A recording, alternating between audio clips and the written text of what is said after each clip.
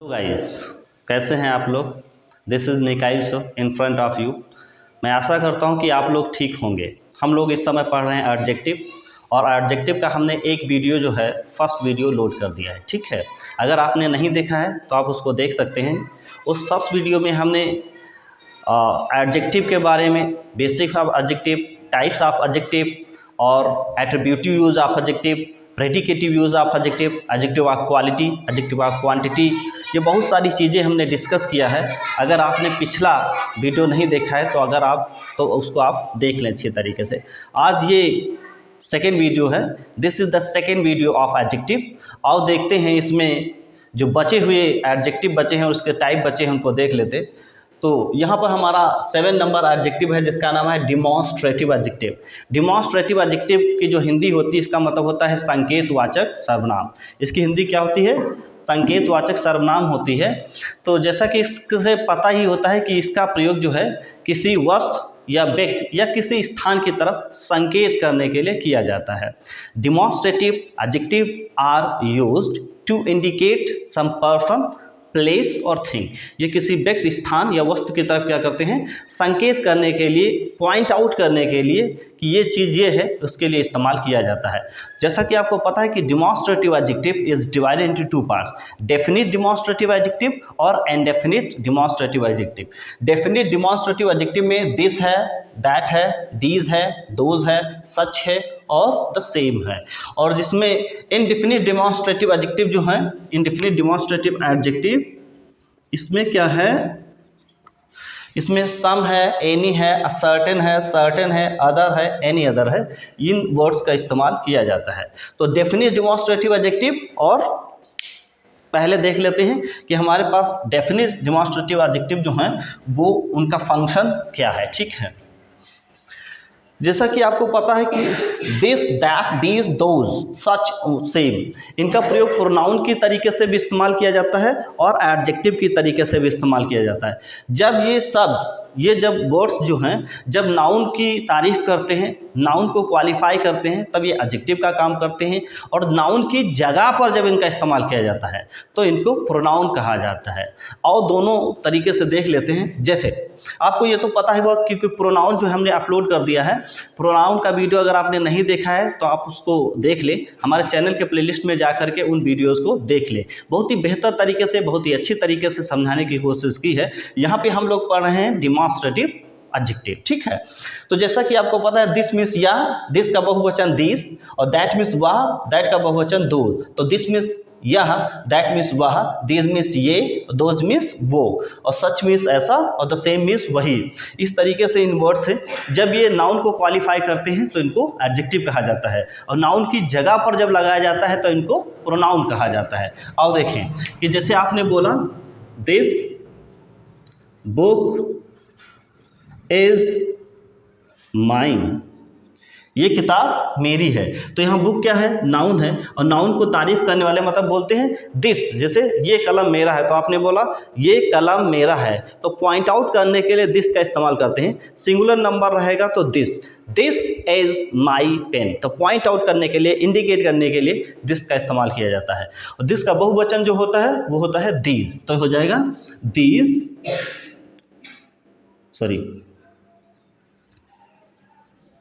These books are mine।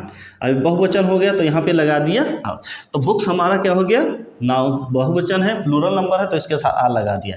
तो ये noun है, नाउन की जो तारीफ करता है उसको बोलते हैं एडजेक्टिव। तो ये डिमॉन्स्ट्रेटिव एडजेक्टिव हो गया। ठीक है, देखो संकेत करता तो डिमॉन्स्ट्रेटिव हो गया, और प्लस तारीफ करता तो एडजेक्टिव हो गया। तो इसीलिए इनका नाम रखा गया डिमॉन्स्ट्रेटिव एडजेक्टिव।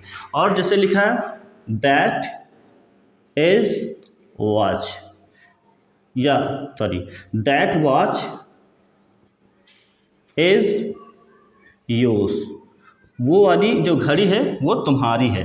तो दूर के लिए लगाते हैं दैट, और दूर तो ये जगह दोज बुक्स आर हर्स, वो किताबें उसकी हैं। ठीक है, इस तरीके से।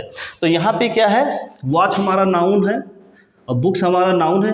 जो नाउन की तारीफ करता है उसको बोलते हैं डिमॉन्स्ट्रेटिव एडजेक्टिव, क्योंकि एडजेक्टिव है और प्लस संकेत करने के इस्तेमाल किया जाता है संकेत के लिए, तो इनको नाम रखा गया डिमॉन्स्ट्रेटिव एडजेक्टिव। ठीक है, नाउन के पहले अगर इनको लगाते हैं, यहाँ पे दिस जो है बुक को क्वालिफाई कर रहा है, दीज जो है बुक को क्वालिफाई बुक्स को क्वालिफाई कर रहा है, दैट जो है वॉच को क्वालिफाई कर रहा है, दो जो है बुक्स को, तो इनको बोलते हैं डिमॉन्स्ट्रेटिव एडजेक्टिव, डिमॉन्स्ट्रेटिव एडजेक्टिव।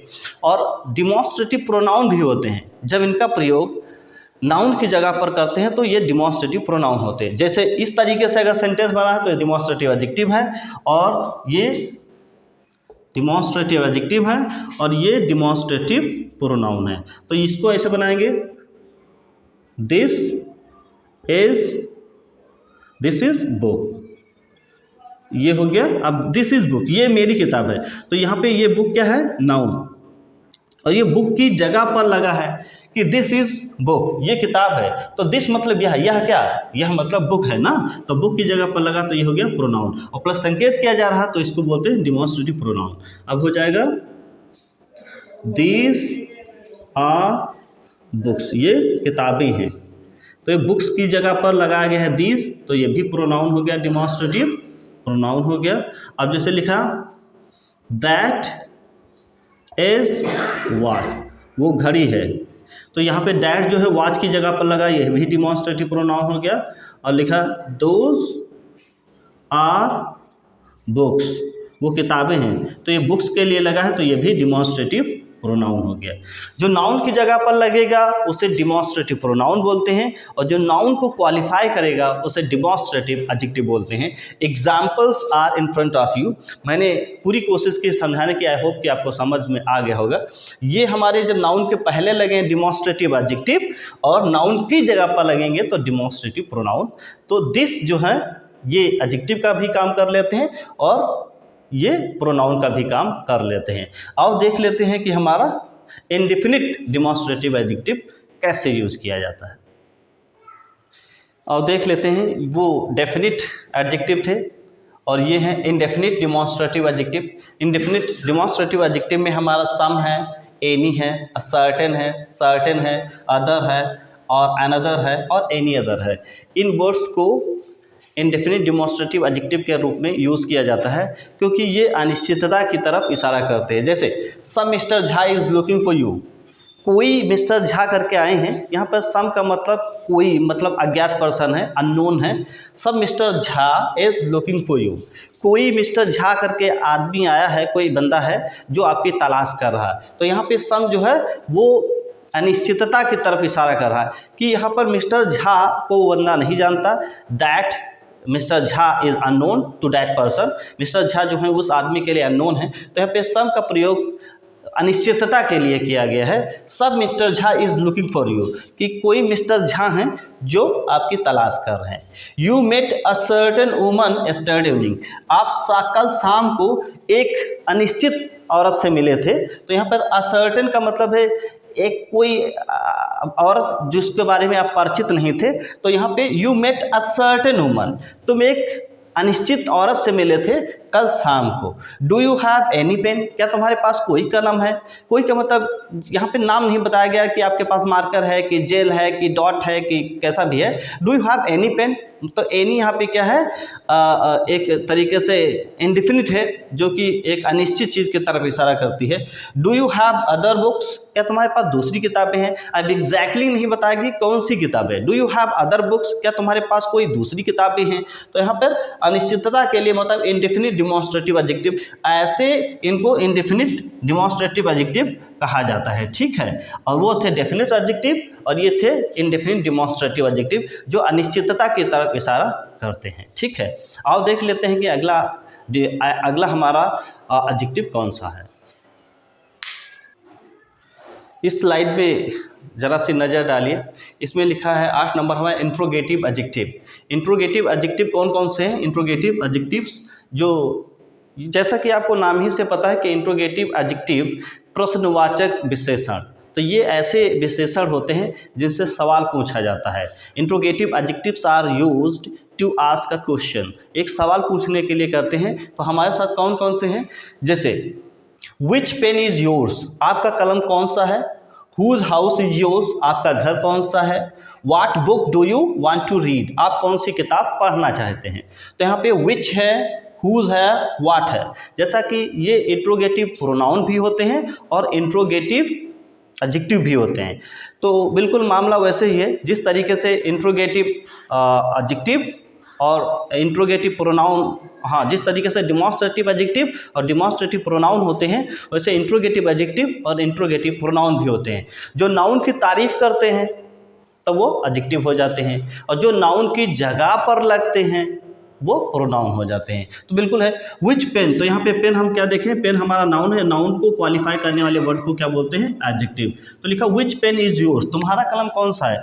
तो ये पेन को क्वालिफाई कर रहा है तो एडजेक्टिव हो गया, और प्लस सवाल भी पूछ रहा है तो इसीलिए इसका नाम रखा गया इंट्रोगेटिव एडजेक्टिव। फिर जगह हुज हाउस इज योर्स, तुम्हारा घर कौन सा है। तो हाउस हमारा क्या है, नाउन है, और नाउन को क्वालिफाई करने वाले वर्ड को क्या बोलते हैं, एडजेक्टिव, और प्लस सवाल भी कर रहा तो इसीलिए इसको बोलते हैं interrogative adjective. What book do you want to read, कौन सी किताब आप पढ़ना चाहते हैं। तो यहाँ पे तो हो गया व्हाट हमारा नाउन है, सॉरी बुक नाउन है, और बुक के पहले व्हाट लगा है, और नाउन को क्वालिफाई करने वाले वर्ड को क्या बोलते हैं, एडजेक्टिव, और प्लस सवाल भी पूछा गया तो ये इंट्रोगेटिव एडजेक्टिव हो गया।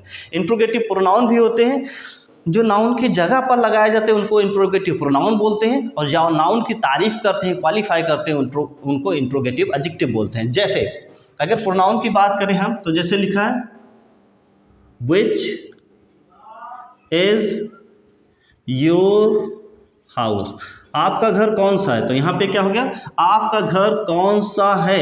तो यहाँ पे कौन सा क्या, कौन सा का मतलब हो गया हाउस, हाउस की जगह पर लगा तो यहाँ पे ये क्या है, प्रोनाउन है।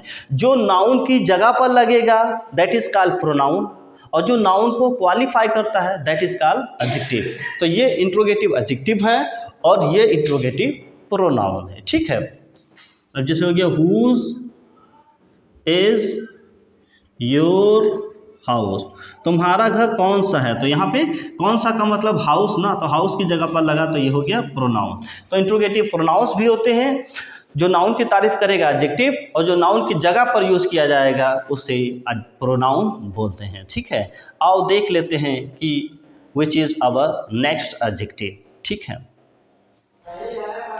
इस स्लाइड को आओ देखते हैं, इसमें 9 नंबर एडजेक्टिव दिया गया है, एम्फेसाइजिंग एडजेक्टिव।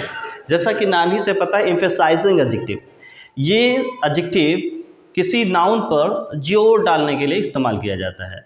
एम्फेसाइजिंग एडजेक्टिव, जैसा कि आपको नाम ही से पता है, एम्फेसाइज करता है, जोर डालता है। तो ये एडजेक्टिव नाउन के ऊपर जोर डालने के लिए इस्तेमाल किए जाते हैं, और इसमें 2 एडजेक्टिव होते हैं, ओल और वेरी। जैसे एग्जाम्पल आपके सामने है, he saw his beloved on the road with his own eyes, उसने अपनी आँखों से सड़क पर अपनी प्रेमिका को देखा, उसने अपनी आँखों से।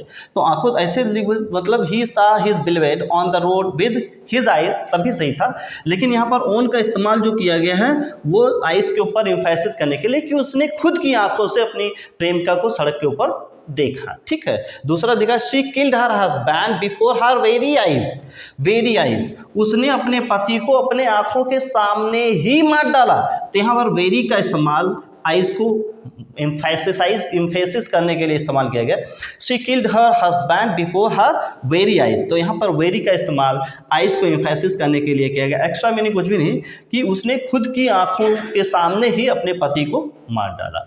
और लास्ट एडजेक्टिव हमारा एक्सक्लेमेटरी एडजेक्टिव है। एक्सक्लेमेटरी एडजेक्टिव, जैसा कि आपको नाम ही से पता है, कि ऐसे एडजेक्टिव को व्हाट से एक्सप्रेस किया जाता है जब कोई तारीफ की गई हो लेकिन आश्चर्य के साथ, जब कोई आश्चर्य के साथ तारीफ की जाती है तो ऐसे एडजेक्टिव को एक्सक्लेमेटरी एडजेक्टिव बोलते हैं, ठीक है। और इसमें व्हाट होता है, व्हाट से बनाते हैं। जैसे लिखा है व्हाट एन अगली वुमन, क्या बदसूरत औरत है। तो व्हाट एन अगली वुमन, तो यहाँ पे ये हमारा नाउन है, और व्हाट एन अगली ये पूरा का पूरा क्या है, एडजेक्टिव है। तो इसमें आश्चर्य है, इसीलिए इसको बोलते हैं exclamatory adjective. What a big buildings it is, ये बिल्डिंग कितनी बड़ी। तो यहाँ पर अगर बिल्डिंग देखें तो ये हमारे नाउन है, और व्हाट अ बिग तो ये हमारा एडजेक्टिव है, क्योंकि नाउन को क्वालिफाई करने वाले वर्ड्स को क्या बोलते हैं, adjective. What a big fool, what a big fool, तो यहाँ पर फूल हमारा नाउन है और व्हाट अ बिग क्या है, एडजेक्टिव है। तो इसमें क्या है, एक्सक्लेमेटरी एडजेक्टिव व्हाट से बनाया जाता है।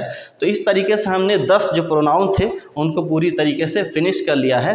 अब हमको पढ़ना है एरर डिटेक्शन कि किस तरीके के सेंटेंस में किस तरीके की गलतियाँ बनती हैं। आओ वन बाय वन करके बहुत ही अच्छी तरीके से पढ़ने की कोशिश की जाती है। ठीक है, आइए लेट अस कम, आइए देख लेते हैं। इस स्लाइड में हम देख लेते हैं use of some and any. We are going to study use of some and any. जैसा कि आपको पता है जो हमारा कॉमन रूल है जो शुरुआत से पढ़ाया जा रहा है उसमें ये बताया जाता है सम एंड एनी कि अफर्मेटिव सेंटेंस में सम का इस्तेमाल करते हैं और नेगेटिव सेंटेंस में हम एनी का इस्तेमाल करते हैं कुछ और थोड़े के रूप में। तो यहाँ पे क्या करेंगे, वन बाय वन करके एक डिटेल में पूरी तरीके से सम और एनी को पढ़ते हैं। पहला रूल है कि सम का इस्तेमाल क्वांटिटी के लिए भी करते हैं और नंबर के लिए भी किया जाता है। जब क्वांटिटी के रूप में किया जाता है तब इसका ट्रीट क्वांटिटी के रूप में सिंगुलर नंबर के साथ होता है और जब नंबर के लिए इसका इस्तेमाल किया जाता है तो ये प्लूरल नंबर के साथ इस्तेमाल किया जाता है। जैसे सम अनकाउंटेबल नाउन क्वांटिटी को दर्शाने के लिए कुछ और थोड़ा के अर्थ में किया जाता है सिंगुलर नंबर में। ये हमेशा फिर कैसे रहते हैं, सिंगुलर नंबर में रहता है। और जब ये नंबर के साथ इस्तेमाल किया जाता है तो हमारा जो सब्जेक्ट होता है वो प्लूरल नंबर होता है और ये प्लूरल नंबर में इस्तेमाल किया जाता है। एग्जाम्पल के मदद से हम लोग देखते हैं कि आई हैव सम मिल्क, मेरे पास थोड़ा दूध है। मेरे पास थोड़ा का मतलब यहाँ पे क्वांटिटी दिखा रहा है कि मेरे पास थोड़ा दूध है या मेरे पास कुछ दूध है या मेरे पास थोड़ा दूध है। तो मिल्क हमारा अनकाउंटेबल नाउन है, दिस इज सिंगुलर नंबर है, तो उसको क्वालिफाई करने के लिए यहाँ पर सम का इस्तेमाल किया गया है। ठीक है, सम का इस्तेमाल अनकाउंटेबल नाउन और प्लस काउंटेबल नाउन दोनों के साथ किया जाता है। यू हैव सम मनी, जैसा कि पता है कि सम मनी को कभी गिना नहीं जाता है, रोकड़ा को गिना जाता है, कैश को गिना जाता है, सिक्के को गिना जाता है। मनी का मतलब संपत्ति, तो यहाँ पे धन दौलत संपत्ति उसको कभी गिना नहीं जाती, तो इसको अनकाउंटेबल नाउन मानते हैं। तो हमारे पास क्या है, मनी जो है सिंगुलर नंबर है और उसके साथ मेरे पास कुछ धन संपत्ति है, मेरे पास कुछ पैसा रुपया है। यू हैव सम मनी, तो यहाँ पे सेंटेंस को सम यूज़ किया है। सेंटेंस अगर अफर्मेटिव है तो सम का इस्तेमाल किया जाता है, अगर सेंटेंस नेगेटिव है तो फिर एनी का इस्तेमाल किया जाता है। Rule number 1। अब ये क्या हो गया, आई हैव सम बुक्स। अब यहाँ पे सम का इस्तेमाल जो है प्लूरल नंबर के साथ किया गया है, तो आई हैव सम बुक्स, मेरे पास कुछ किताबें हैं। तो यहाँ पे सम का प्रयोग जो है, ये बुक्स हमारा नाउन है, यहाँ पे क्वालिफाई करने वाला वर्ड हमारा सम है। ठीक है, यू हैव सम पेन्स, आपके पास कुछ किताबें हैं, तो यहाँ पे नंबर के साथ इस्तेमाल किया गया। पेन्स हमारा नाउन है और उसको क्वालिफाई करने वाला शब्द हमारा सम है। Some mister Ramu is waiting for you, यहाँ पर सम का मतलब कोई अज्ञात, कोई बंदा, यहाँ पे सम का मतलब है कोई, अज्ञात के लिए इस्तेमाल किया गया है। Some mister Ramu is waiting for you, कोई रामू करके हैं, कोई रामू करके कोई बंदा है जो आपका इंतजार कर रहा है। तो यहाँ पे सम का इस्तेमाल मतलब अज्ञात पर्सन के लिए भी इस्तेमाल किया जाता है। अभी हम लोग देख लेते हैं कि एनी का इस्तेमाल किस तरीके से करते हैं। सॉरी, यहाँ पर देखते हैं यूज़ ऑफ एनी। जैसा कि आपको पता है कि सब का इस्तेमाल जो है अफर्मेटिव सेंटेंस में किया जाता है कुछ और थोड़े के लिए, और एनी का इस्तेमाल जो है वो नेगेटिव सेंटेंस में किया जाता है। ये क्वांटिटी मतलब मात्रा बताने के लिए भी यूज़ किया जाता है एनी का, और नंबर बताने के लिए भी यूज़ किया जाता है। जब क्वांटिटी बताने में यूज़ किया जाता है तो इसका हिंदी मीनिंग कुछ या थोड़ा होता है और ये हमेशा सिंगुलर नंबर में रहता है। ये क्वांटिटी जब बताएगा तो हमेशा सिंगुलर नंबर में रहेगा, और नंबर बताएगा तो ये सिंगुलर नंबर में भी रहता है और प्लूरल नंबर में भी रहता है, जिसका मतलब कोई या कुछ और थोड़ा होता है। ठीक है, इस तरीके से नेगेटिव सेंटेंस में यूज़ करते हैं। ही did not give me any milk, उसने मुझे थोड़ा सा भी दूध नहीं दिया। तो यहाँ पे मतलब क्या है, एनी का मतलब मिल्क हमारा अनकाउंटेबल नाउन है, तो क्या हो गया कि ही did not give me any milk, मतलब उसने मुझे थोड़ा सा भी दूध नहीं दिया। तो यहाँ पे मिल्क हमारा नाउन है, नाउन को जो वर्ड क्वालिफाई करता है उसके लिए एनी लगाते हैं। अगर sentence if a sentence is negative then you have to use any before the noun. Noun के पहले हमको क्या यूज़ करना है, एनी। जैसे लिखा there is not any ink in the bottle, बोतल में थोड़ी सी भी इंक नहीं बची है, तो इंक हमारा नाउन है, नाउन को क्वालिफाई करने वाला वर्ड हमारा एडजेक्टिव होता है। तो यहाँ पर ये देख लेते हैं कि ये एडजेक्टिव है। He did not take any book from the box, उसने बक्से से कोई भी किताब नहीं निकाली, कोई, एनी का मतलब कोई भी, उसने एक यह लीजिए, उसने बक्से से एक भी या कोई भी किताब नहीं निकाली। तो बुक यहाँ पर हमारा क्या है, नाउन है, वो भी काउंटेबल नाउन है, तो ये सिंगुलर भी हो सकता है जिसके साथ कुछ की मीनिंग एनी लगा है क्योंकि सेंटेंस इज नेगेटिव। और she did not putting any pens in the box, वो जो है बक्से में कोई कलम नहीं रख रही, तो यहाँ पे एनी का इस्तेमाल कलमों के लिए भी इस्तेमाल कर सकते हैं, मतलब प्लूरल नंबर के साथ भी एनी का इस्तेमाल किया जा सकता है कि वो जो है बक्से में कोई किसी तरीके के कलम जो है नहीं रख रहे, इस तरीके से, ठीक है। और इससे रिलेटेड अगला रूल क्या है, आओ देख लेते हैं। आइए देख लेते हैं कि इस स्लाइड में क्या है। अगर सेंटेंस हमारा इंट्रोगेटिव सेंटेंस है तो सम और प्लस एनी दोनों का इस्तेमाल किया जाता है। वैसे इसके बारे में जानना ये ज़रूरी है कि ये बताया गया कि अफर्मेटिव सेंटेंस में सम और नेगेटिव सेंटेंस में हम एनी का इस्तेमाल करते हैं, लेकिन सेंटेंस नहीं होता है। अगर सेंटेंस का भाव, सेंस, अगर भाव अफर्मेटिव है तो सम का इस्तेमाल करते हैं, अगर सेंटेंस का भाव नेगेटिव है तो हम एनी का इस्तेमाल करते हैं। सेंटेंस अफर्मेटिव है, नेगेटिव है, इससे कोई लेना देना नहीं होता है। असल में ये बात ये होती है, अगर सेंटेंस का भाव नेगेटिव है तो एनी का इस्तेमाल करते हैं, और सेंटेंस का जो सेंस भाव अफर्मेटिव है, पॉजिटिव है, तो फिर पॉजिटिव है तो सम का इस्तेमाल करते हैं। जैसे आपके सामने, will you give some sugar, क्या तुम मुझे कुछ शुगर उधार दे दोगे। तो अगर यहाँ पे क्या है, एक पॉजिटिव सेंटेंस है, आपने दोस्त से मांगा तो इसका मतलब वो दे देगा, तो क्या हो जाए, will you give me some sugar, क्या मुझे तुम कुछ शक्कर उधार दे दोगे। तो यहाँ पे शक्कर हमारा नाउन है और ये हो गया एडजेक्टिव। फिर लिखा will you give me some coffee, क्या तुम मुझे कुछ कॉफ़ी दे दोगे। This sentence is interrogative sentence है, लेकिन इसका जो सेंस है वो, सेंस जो है इसका वो पॉजिटिव है। Will you give me some coffee, तो कॉफ़ी यहाँ पे नाउन है, इसके पहले सम लगा है, तो इसका मतलब ये एडजेक्टिव हो गया। फिर जैसे दिया हैव यू एनी मनी, क्या तुम्हारे पास कोई पैसा है, मतलब क्या तुम्हारे पास थोड़ा सा पैसा है। The sense of this sentence is negative, मतलब हो भी सकता है, नहीं भी हो सकता है। क्या तुम्हारे पास, तो यहाँ पे क्या लगा है, सवाल पूछा गया तो मनी हमारा नाउन है, नाउन के पहले एनी लगा, तो ये हमारा हो गया एडजेक्टिव। फिर लिखा did you give her any pen apples, क्या आपने उसको कोई एप्पल्स दिए। तो the sense of the sentence is negative, तो यहाँ पर एप्पल्स हमारा नाउन है और नाउन को क्वालिफाई करने वाले को क्या बोलते हैं, एडजेक्टिव बोलते हैं, ठीक है। और सम और एनी का प्रयोग प्रोनाउन की तरीके से भी इस्तेमाल किया जाता है। वो किस तरीके से, मतलब सम और एनी ये एडजेक्टिव का काम तो करते ही हैं, कभी कभी ये प्रोनाउंस का भी काम करते हैं। लेट अस कम, आइए देखते हैं कि जैसे लिखा Shweta has not any milk, Shweta के पास कुछ दूध नहीं है, श्वेता के पास कुछ दूध नहीं है, बट नीलू हैज़ सम, लेकिन नीलू के पास कुछ है। तो कुछ क्या, कुछ का मतलब होता है दूध। दूध की जगह पर अगर मतलब नाउन की जगह पर जो कोई वर्ड लगता है तो प्रोनाउन होता है, तो इसका मतलब Shweta has not any milk, Shweta के पास कुछ दूध नहीं है लेकिन नीलू के पास कुछ दूध है। तो यहाँ पे सम का इस्तेमाल एज अ प्रोनाउन किया गया है, क्योंकि नीलू के पास कुछ है, कुछ क्या, मिल्क ना, तो मिल्क की जगह पर यूज़ किया गया सम, तो दिस इज कॉल्ड प्रोनाउन। अब यहाँ पे लिखिए Neelu has some milk, Neelu has some milk, Neelu के पास कुछ दूध है, बट श्वेता हैज़न्ट एनी, लेकिन श्वेता के पास नहीं है, क्या नहीं है, दूध। तो दूध की जगह पर एनी लगा तो ये प्रोनाउन। तो नाउन प्रोनाउन मतलब सम और एनी का प्रयोग हम लोग प्रोनाउन की तरीके से भी यूज़ कर लिए हैं। आज के लिए बस इतना ही। अगला जो आपको पढ़ाया जाएगा कल, अगर आपको मेरे वीडियोज़ अच्छे लग रहे हैं तो प्लीज़ लाइक करें, कमेंट करें और चैनल को सब्सक्राइब करें, और कोई दिक्कत है तो प्लीज़ बताएं, और अपने दोस्तों के बीच में ज़्यादा से ज़्यादा लाइक करें ताकि दूसरे बच्चों को भी पढ़ने का मौका मिल सके। मिलते हैं कल एक नई वीडियो के साथ, तब तक के लिए goodbye and thank you. Please take care.